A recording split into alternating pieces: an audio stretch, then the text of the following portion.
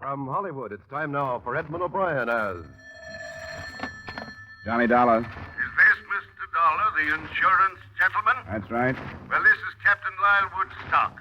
I was given a message that you had telephoned. Yes, I did. Your insurance company wanted me to look into this trouble with your wife. I wonder when I could see you. At your convenience, but it's not trouble yet. It's quite possible that nothing is wrong at all. Oh? I understood you were worried about her disappearance, that you hadn't heard from her in over a week. Isn't that it? Yes, but, well, I'll explain it all to you. But as I said, in spite of her absence, it's entirely possible that nothing is wrong at all. All right, Captain Woodstock. I'll be out to talk with you this afternoon.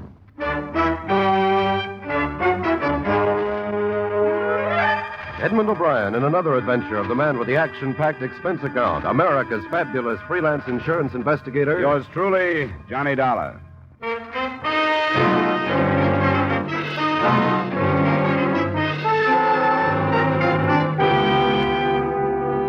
Expense account submitted by Special Investigator Johnny Dollar to Home Office, Washingtonian Life Insurance Company, Hartford, Connecticut. The following is an accounting of expenditures during my investigation of the Celia Woodstock matter. Expense account item 1, $25.50, car rental and mileage to the Woodstock home off the highway just east of Bridgeport. It was a large frame house, shuttered against the cold. Icy landscaping swept down to the shore, where an empty dock stood against the winter wind blowing across Long Island Sound.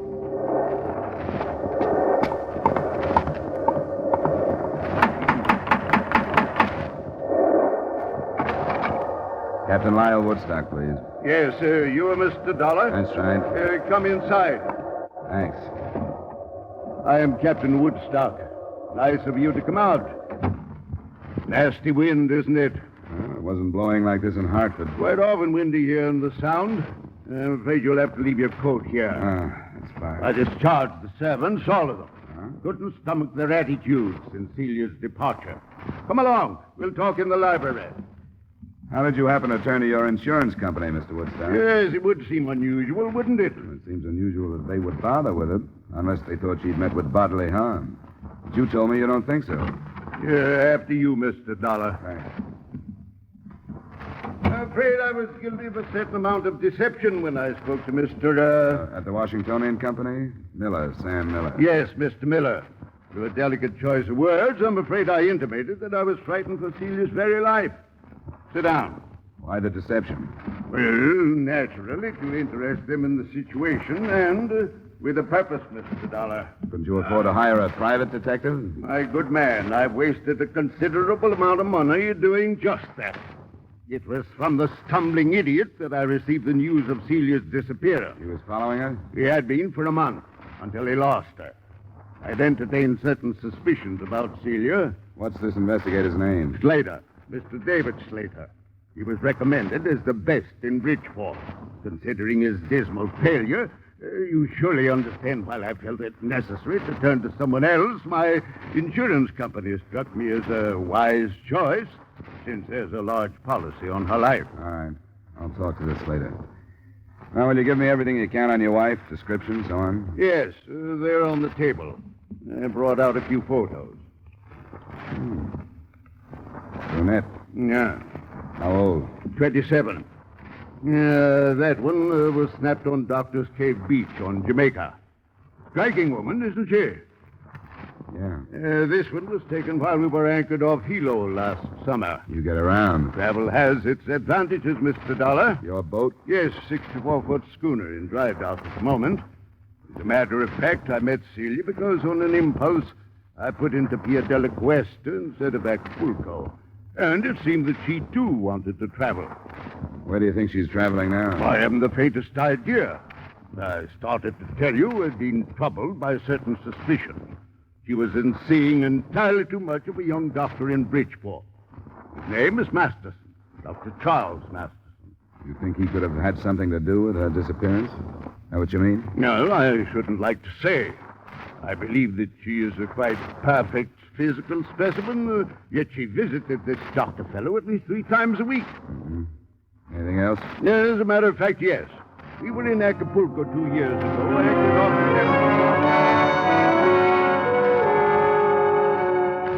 the The rest of the story wasn't too far from typical, although I don't meet too many of the breed. A, the 55-year-old Woodstock, captain because he owned and gave orders on the schooner, had dedicated his life to what he called adventure. And B, the 27-year-old Celia had also dedicated her life to what she called adventure. The results were a number of voyages, and finally, Celia Woodstock's disappearance. Except for the doctor, I didn't learn what had gone on between.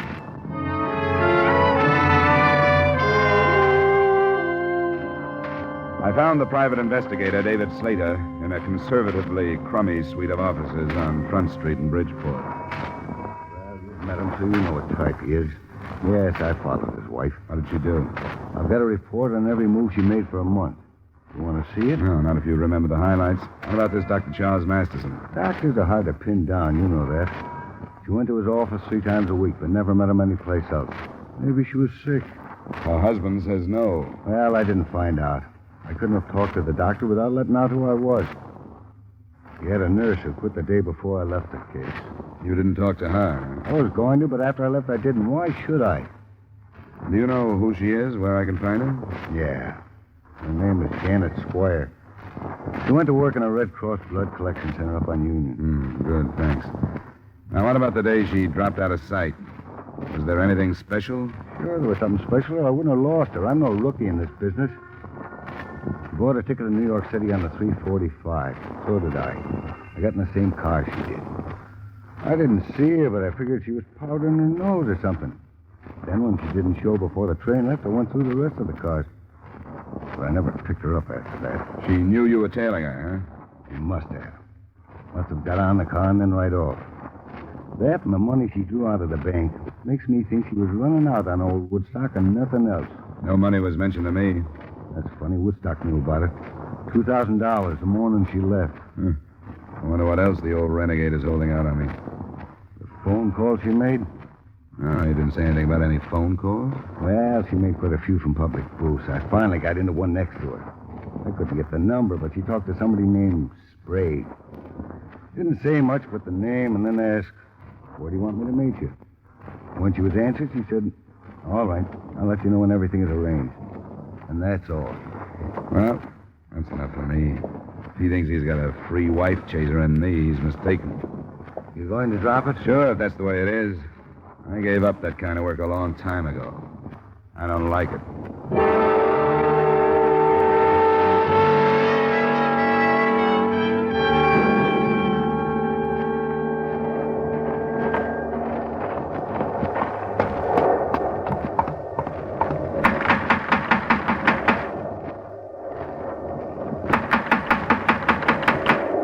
Come in. Stolica. Close the door. What's this? Where's Woodstock? Close the door. You do anything else, I'll kill you. What's happened? Who are you? Stay away from me. I smell cordite. You fired a gun. Where's Woodstock? He's gone. You come this way now. Move down the hallway. Why? I'll kill you if you don't. Came in here. Now you've got to do what I tell you or I'll kill you. It'll happen. Come on. You better turn around and look at me. Walk backwards. You don't even know who I am. You're in trouble. Maybe I can help Never you. mind that. Hop now. Turn around again. Open the door and get in the closet. Now, wait a minute. Please, mister. Please do what I tell you.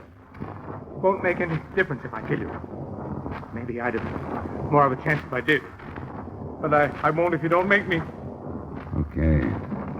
Now, close the door. I heard him open and close some nearby doors, and shortly after that, the front door closed. Then I started kicking my way out.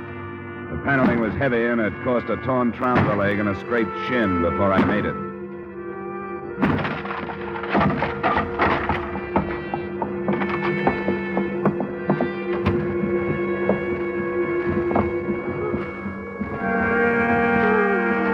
Mrs. Woodstock? Mrs. Woodstock? Hello? Hello, operator.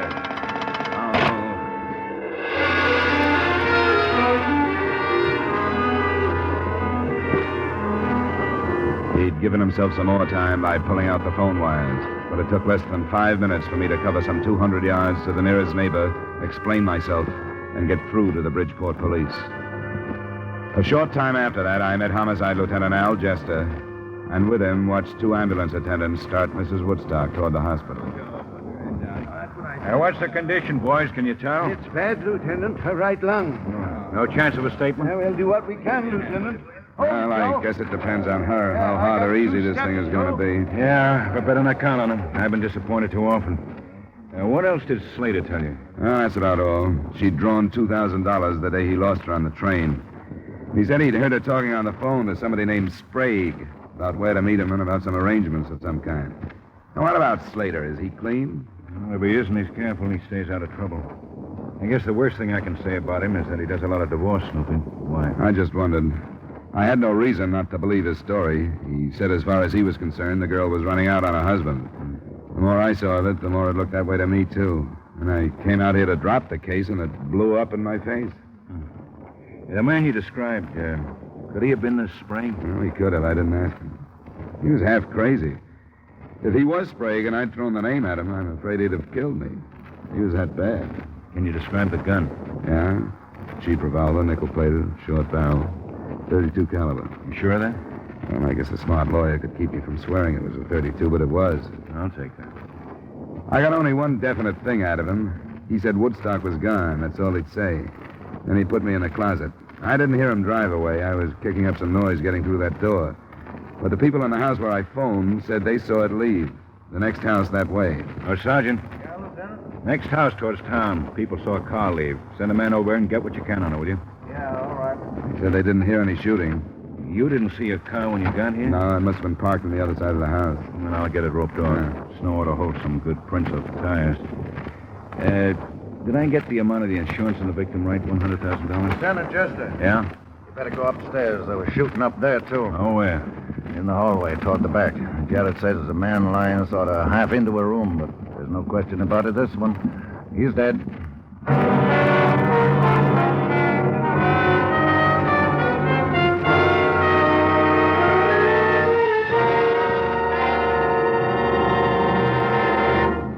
We will return you to the second act of yours truly, Johnny Dollar, in just a moment. Have you heard the new Sing It Again, the new comedy with Jan Murray as your host on the Coast to Coast phone? The new cash prizes for cracking the mystery of Sing It Again Phantom Voice. The new speed and color of the tuneful little riddle songs that make Sing It Again a Saturday night must for radio listening. Be listening for Sing It Again tonight on most of these same CBS stations. Now, with our star Edmund O'Brien, we return you to the second act of yours truly, Johnny Dollar.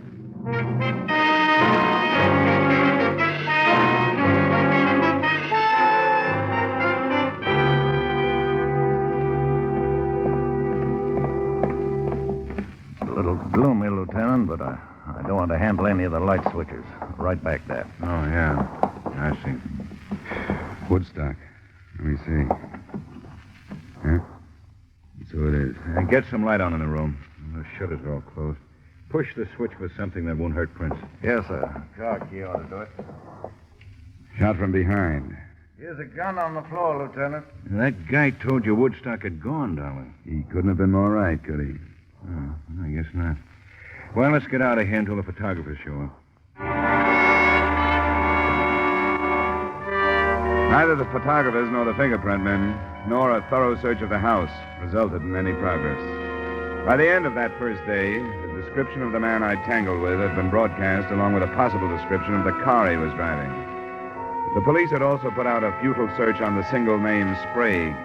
And Celia Woodstock hadn't died, but she hadn't regained consciousness either, or shown any signs of recovery.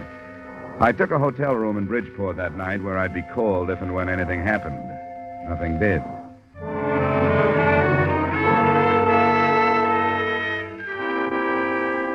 The next morning, I went to the Red Cross Blood Collection Center to talk with a nurse who had recently resigned the office of Celia Woodstock's friend and/or doctor.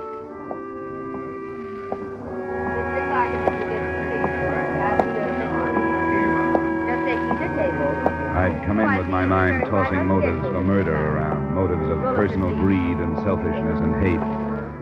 And it was almost a shock to suddenly face a segment of this country, citizens, old ones, young ones, men and women, quietly going about the business of helping the best way they knew how.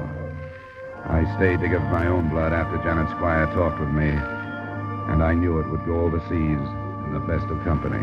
We can go in here, Mr. Dollar. Thank you. I'm sorry to bother you, Miss Squire, but I was told that you were in Dr. Charles Masterson's office until a short time ago. Yes, that's right. Have you seen the morning papers? No. Why do you ask? Mrs. Lyle Woodstock was shot last evening. Mrs. Woodstock? Why, she's one of Dr. Masterson's patients. Was she, seriously injured? They don't know if she'll live. Her husband was killed at the same time. How dreadful. What happened? I don't know. I'm working with the police on it. I'd like to learn as much as I can about Mrs. Woodstock. Well, I'm afraid I know very little. She was a patient, but other than that, I know nothing. Her husband seemed to have the idea that she might be more than just a patient. That there might have been romantic interest between them. Uh-huh. Was there? Well, not that I know of. I make it a point to do very little prying into other people's affairs, Mr. Dollar. Sometimes I wish I could. Do you know anything about anyone named Sprague? Sprague? No, I'm afraid I don't. I'm sorry. So am I. I hope the results are better when you start working on me. I am sorry, Mr. Dollar. If you'll step right through there, Miss File will take care of you.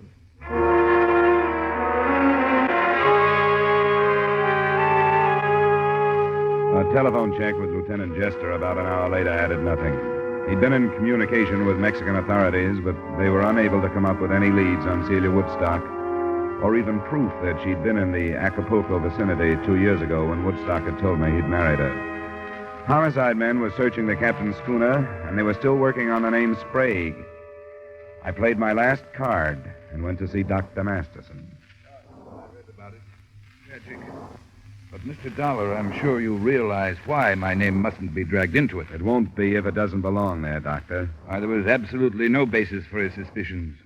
Whatever made him say anything like that? He had a detective following her. He had an idea she came to your office too often. Then why didn't he talk to her? He did. He said something about a sinus condition and heat treatments. That's precisely the truth. I resent your attitude, Mr. Dollar. That puts us on a par. Your attitude doesn't set so well with me. Keeping your name out of this case isn't as important as clearing it up, no matter what you think. But I know nothing about it. You must have talked to the woman. As often as she was here, you must have become fairly well acquainted. No better acquainted than with most of my patients. Well, I don't ask for any more. What did she talk about? Why, the conversations were unimportant. She talked about her travels. They'd come here from Florida to have some work done on their yacht. She talk about her husband? Yes, occasionally. General things. Like what? I realized that he was much older than she was, but that she was quite satisfied with their marriage and their life together. That's what makes his suspicions of me so ridiculous. She was happy with him. Never anything about unhappiness, about leaving him? No, they were planning on a trip to South America in a few months.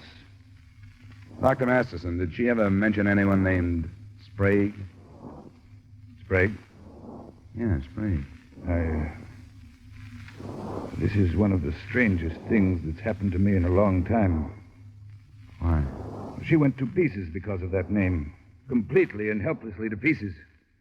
Just before she stopped coming for treatment. What happened? The last visit she made, the afternoon about a week ago. Someone telephoned and asked for a Mrs. Emil Sprague. My nurse and receptionist called in and asked if Mrs. Sprague could answer the phone. Was the nurse Miss Squire? No, she just left me. It was Miss Hall, who didn't know my patients by name. But when Mrs. Woodstock heard the name Sprague, she went into hysterics. I gave her a sedative. When she was calmed, I wanted to ask her about what had happened. But, well, I didn't. There was something about her that begged me not to. I decided to wait until she came back. But she never did. Well, it's Emil Sprague now. I'm sorry I was hesitant, Mr. Dollar.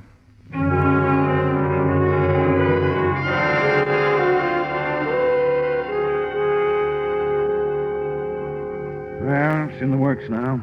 We'll see what we can make out of it. How's Mrs. Woodstock? Still alive. Chest wounds are bad, though. Now, here's how the shooting stacks up so far. She was wounded by 38 caliber slugs. Her husband was killed by 32s. So if you were right on your gun description, the man you ran into killed the husband. What does that leave? Woodstock killing his wife? He was shot from behind while he was going into the upstairs room. Badly chased up there. He had a gun in his hand, and he dropped when he was hit. That was the gun we found on the floor. 38 caliber. Ballistics hasn't run any comparison tests yet? No. I won't buy the theory. Mr. and Mrs. Woodstock seem to have been pretty happy. What about their schooner? Well, I talked to my men on the phone. Nothing yet. Crewmen are all available and with alibis. But what's all that got to do with somebody named Mrs. Emil Sprague? I couldn't answer him. Nobody could. But close to 12 that night, the lieutenant phoned me that Mrs. Woodstock was finally responding to treatment and would likely live. I was at the hospital at 12:30, but it wasn't until almost 3 that Lieutenant Jester and I were told that she was conscious and able to answer some questions.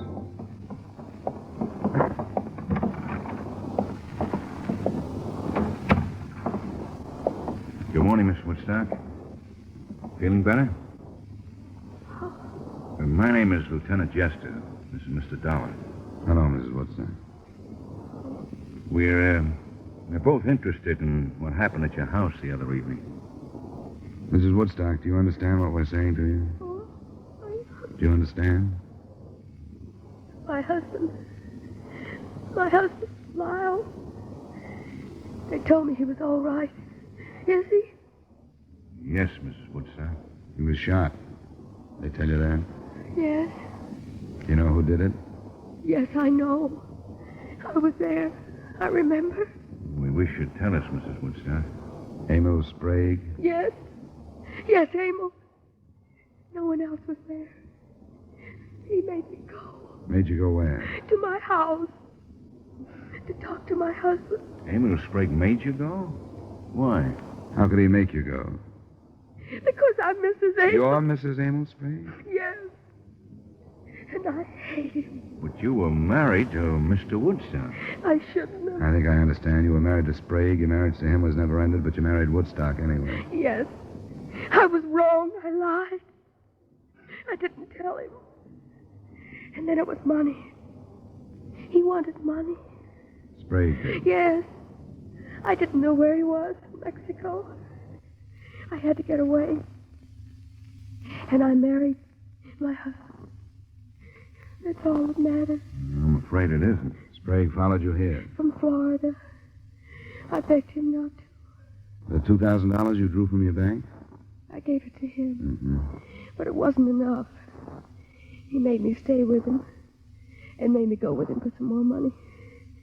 And my husband, I tried to make him understand, and he wouldn't. He blamed me and called me things.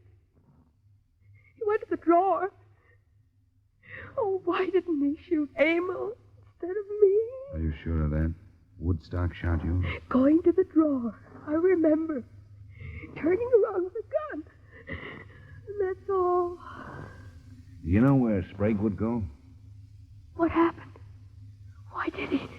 What does my husband say? He hasn't said anything.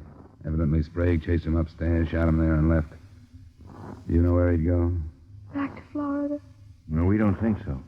We got a good description of him and the car he was driving. We think he's still in Bridgeport someplace. You said you were with him. Where? He had a room on Commercial Street. 713. Rooming house? No, it's a big building. Apartments. Now, which one is Sprague? It's, number 12 on the second floor. Do you have a phone in the room? Yes. Pleasant 2132. Well, thank you. We won't bother you anymore. Thank you, Mrs. Woodstock. I want to help my husband.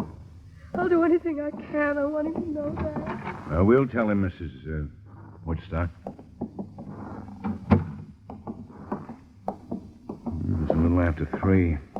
Rogers' trucks are going to be rolling on Commercial Street before long. Think Sprague will give us trouble? Yeah? If he's been holed up since the shooting, I think he's probably farther off as not the one I saw him. We might slip on him this time in the morning. I'll get some men started out there. You better come with me. Sure. I'll need you to identify.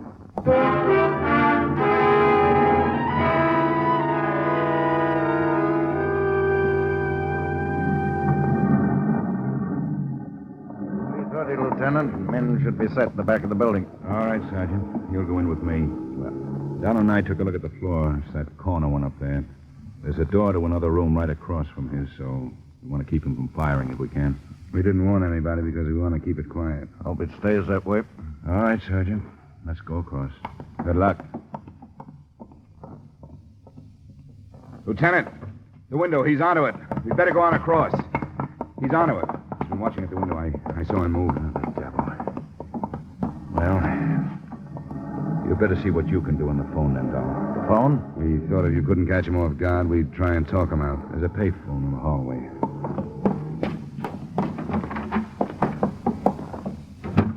His room's just to the right at the top of the stairs there. That phone's right in line from up there. And we'll cover him.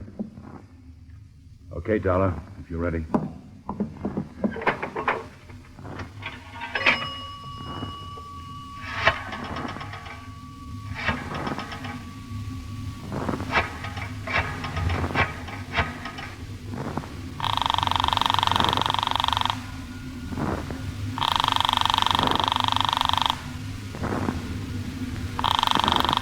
He won't answer.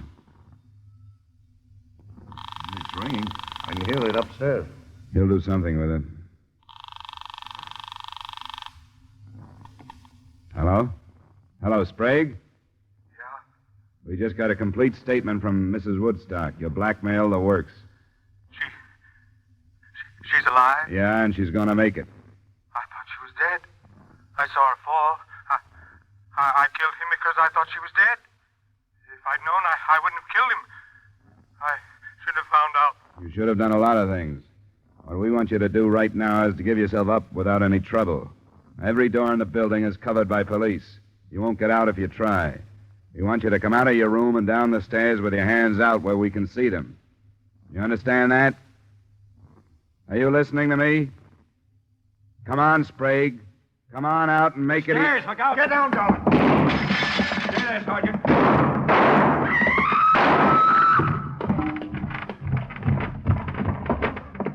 Be careful, Dollar. It's all right. Sprague? Ah. He's dead, Lieutenant. Sergeant. Yes, sir? I'll go phone in. Keep the people away as best you can. Okay.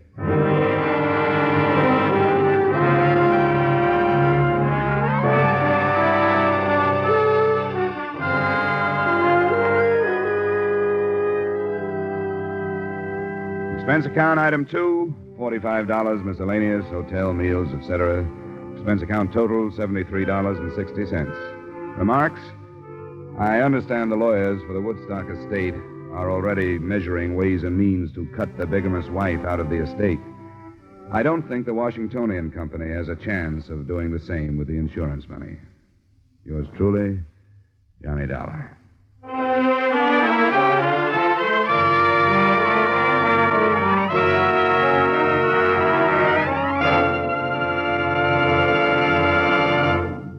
Yours truly, Johnny Dollar, stars Edmund O'Brien in the title role and is written by Gil Doud with music by Wilbur Hatch. Edmund O'Brien's latest picture is a Paramount Picture production, The Redhead and the Cowboy. Featured in tonight's cast were Francis X. Bushman, Jim Nusser, Ted Osborne, Lorraine Tuttle, Bill Johnstone, Tudor Owen, and Ray Hartman. Yours truly, Johnny Dollar, is produced and directed by Jaime Del Valle.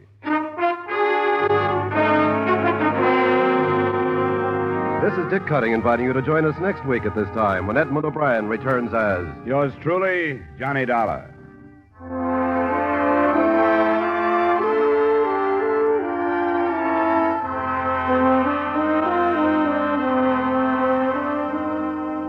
There's a very charming, very amusing young couple to be found at CBS, the Star's address, every Saturday evening. And you're invited to stop by and call on them.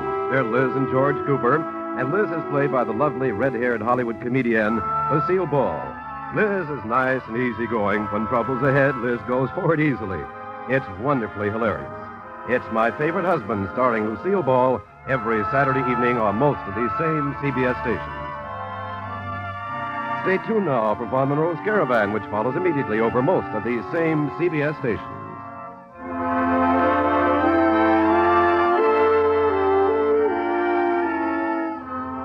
This is CBS, where you laugh at Jack Benny every Sunday night, the Columbia Broadcasting System.